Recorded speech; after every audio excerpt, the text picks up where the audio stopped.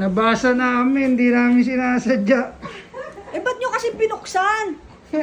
Magandang umaga, nandito kami ngayon sa ospital. So, plano naming mag-ultrasound para makita namin yung gender ni baby.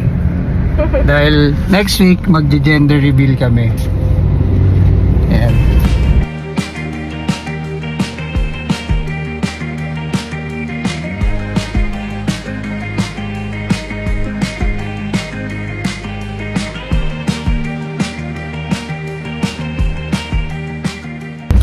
Yay! Ulo nga lang. Kita ba? Ulo lang napakita ni baby. Ikot-ikot ka kasi kagabi. Kulit-kulit. Ay, nakatalikod si baby, so ayaw niya magpakita ng gender. Legs niya kasi nakaipit yung ano niya. Kaya hindi makita kung ano yung gender. So kailangan namin bumalik next week. 80% lang kasing sure si Doc dun sa gender. Kaya kailangan namin bumalik next week. Mahirap na. Kasi baka paglabas ni baby, mali pala yung gender na sinabi namin. Diba? At yung mga mabibili baka masayang.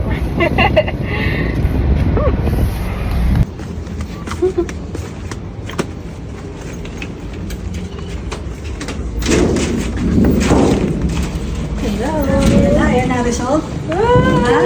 Ayan na ba result? Nabasa namin, hindi namin sinasadya.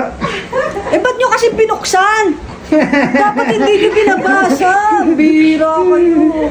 Nabasa namin, hindi namin sinasadya. Anong di sinasadya? Hindi nyo dapat i-open talaga yan. Sira ka pala eh. Hindi. Wala, hindi nakita. Ay, Babalik kami bukas. Next week? Ay, next week pala. bakit daw? Bakit daw? Ulo lang yung pinrint.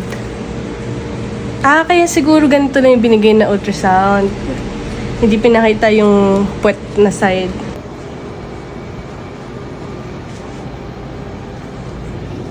Oh. Anong nararamdaman mo? Naiihi. Ganito, re-resetahan kita ng toothpaste. Napansin ko, mabaho ang hininga mo. Ha? Bumili ka ng Colgate.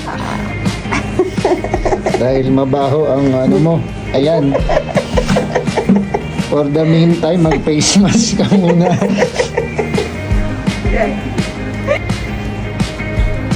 Hi, Daddy.